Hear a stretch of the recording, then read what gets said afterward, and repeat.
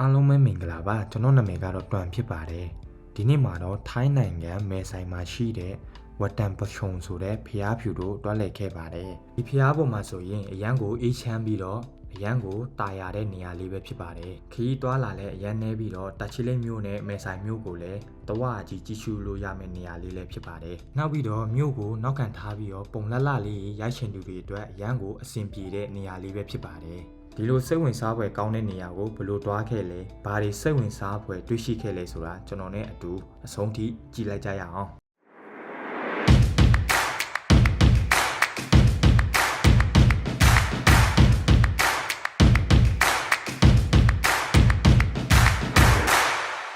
ကျွန်တော်ရဲ့ဒီဆိုင်ကလေးနဲ့တရားကူလက်မှတ်လုပ်ပြီးတော့တွားမှာဖြစ်ပါတယ်ဒီနေ့ကတော့မဲဆိုင်ဘက်ကိုတွားတဲ့လူအရန်များပါတယ်ဒီများပဲ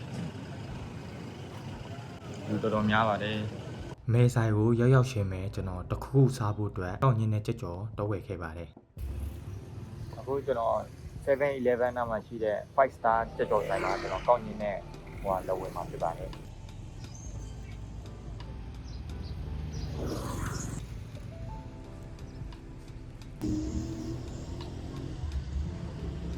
အဲ့တော့မဲဆိုင်တရားဖြစ်ပါတယ်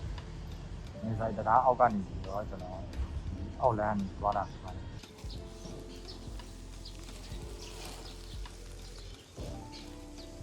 ကျွန်တော်ဟိုမှာရှိတဲ့ဖျားဖြူကိုပလဲမှာဖြစ်ပါတယ်ဒီကနေတက်မယ်ဆိုရင်အမြင့်ပဲတက်မှာဖျားဖြူတော်လေးမောပါတယ်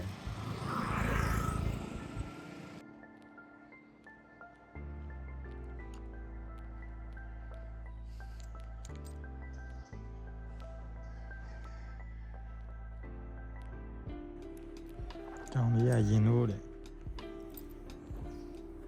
ကြောင်လေးကလာပြီးတော့ခင်းနေတာကြောင်လေးကတိရသူနဲ့ရင်နေဆိုရင်အေးစော့နေတယ်ချင်းသွားတော့မယ်နော်ဘတ်တော့သွားတော့မယ်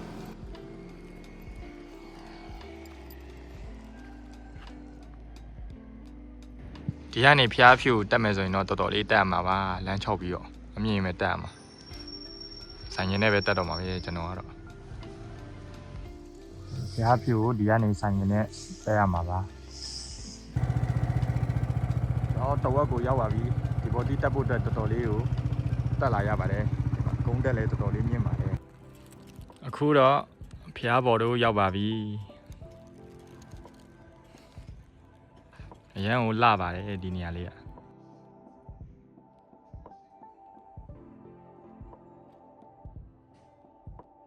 တော့မှာ coffee ဆိုင်လေးလည်းရှိပါတယ်ကျွန်တော် coffee လေးတောက်ဝယ်တောက်လိုက်ပါအောင်မယ်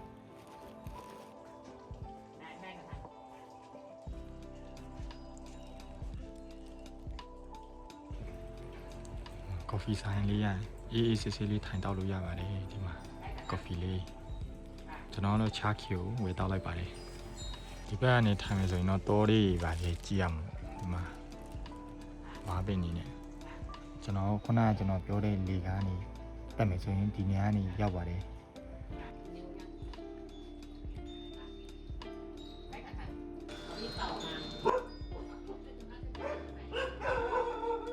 ငွေရှင်းတဲ့ချိန်မှာသူကအလူငွေလေးထည့်ခိုင်းပါတယ်အဲ့ဒါနဲ့ကျွန်တော်လည်းအလူငွေလေးထည့်ခဲ့ပါတယ်ပြီးတော့မုတ်တွေအများကြီးလဲကျွေးပါတယ်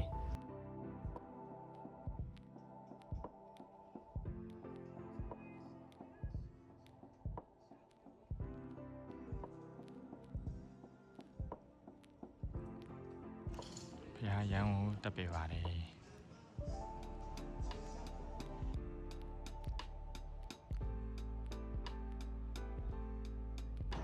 ဒါထိုင်းနယ်စပ်နဲ့မြန်မာနယ်စပ်ကိုရှားထားတဲ့မဲဆိုင်ချောင်း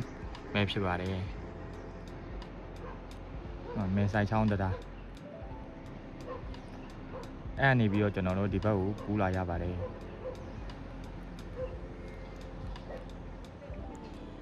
ဒါလေးကတော့ဥအောင်စီကမန်တရားဖြစ်ပါတယ်ဥအောင်စီကမန်တရား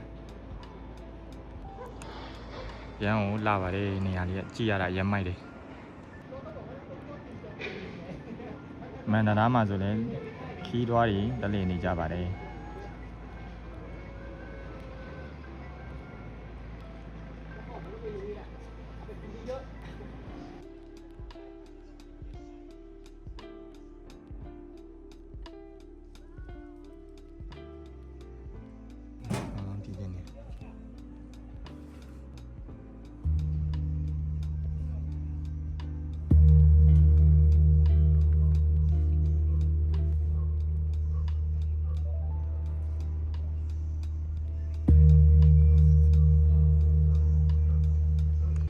ကောင်းငင်းနဲ့ကြက်ကြော်နဲ့စားမှာဖြစ်ပါတယ်ဒါကတော့မြန်မာပြည်ဘက်ကတာချီလေးမြို့လေးဖြစ်ပါတယ်ဒီပေါ်ကနေပြီးတော့ကျွန်တော်တာချီလေးမြို့လေးကိုလမ်းကြည့်ရအရင်ကသဘောကျပါတယ်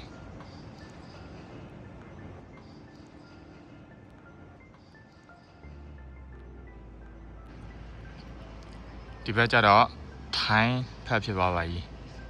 ဒါတော့ဒါတွေကတော့ဥအောင်စရဖျားမန္တရာဟေးဘာလာတောင်းနေရလို့ခွေးလေးအစာမစားခင်လက်ကိုပြောင်းစီးရမယ်ကျွန်တော်လက်လေးပါလေးစီးလိုက်ပါဦးမယ်တောင်တန်းလေးကြည့်ရသဘောကျရဗျာဒီပေါ်ကနေကျွန်တော်ရဲ့နေ့လည်စာဖြစ်သွားပါပြီအခုကနေ့လည်ရောက်ပြီဆိုတော့ကျွန်တော်စားလိုက်ပါအောင်မယ်ကောင်းချင်းနဲ့စားလို့တော့ကုန်သွားပြီဆိုတော့ဒီပူတာလေးကိုကျွန်တော်ခွေးလေးပဲကျွေးလိုက်ပါမယ်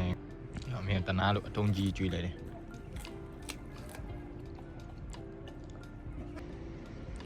ဒီကနေကြည့်မယ်ဆိုရင်မဲဆိုင်ချောင်းလေးကိုမြင်ရမှာဖြစ်ပါတယ်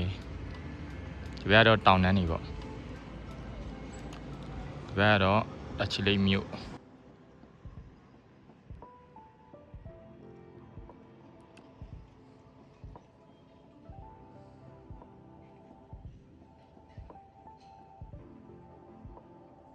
ချားကျူလေးနဲ့ဒီ view လေးနဲ့အရင်ကို